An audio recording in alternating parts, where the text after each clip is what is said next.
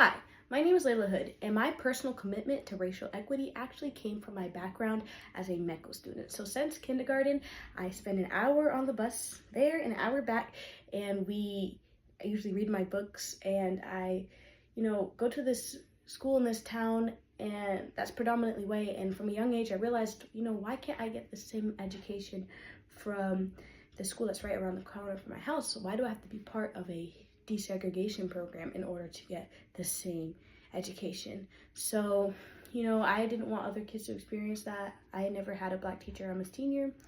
And so I decided to give back to my community. So as a high schooler, I actually was employed as a classroom assistant for Jumpstart. I attended this program as a kindergartner, and Jumpstart basically helps students get used to the community before they come into Lexington. And I noticed that a lot of the kids are actually experiencing educational traumas as well as a culture shock. I had a boy who was having a bad, behavioral day, and he looked at me, he was like, there's not a lot of people that look like me. And you know what? I knew what he meant. So we had a brain break, and he's actually doing much better now during the school year, and I'm really proud of him. So other jobs that I've done with MECO is my Nubian Square tour guide. So I actually gave tours of the history of MECO, and that's when I really learned about all this rich history that we have our community right in Boston. And I'm actually attending MECO Advocacy Day at our State House next week, and that's really to show that MECO needs more funding so we can stay strong in this program.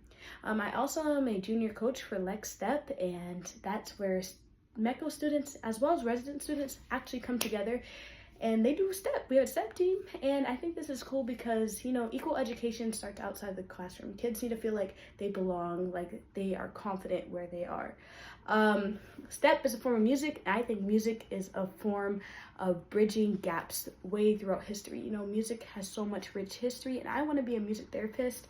I play guitar, I sing a little bit of piano, and I think that mental health in our Black communities, we need to pay more attention. We need to make sure that people are engaged and they are aware of the mental health challenges that we experience in our Black communities. So I thought, what about music therapy? That's all my passions. I love psychology, and I just think that my goal is to open a program within my own community where people can actually use music to heal their mind and come together, and we can break down these things not only in the classroom but within our own communities, so everyone can feel strong and like they belong.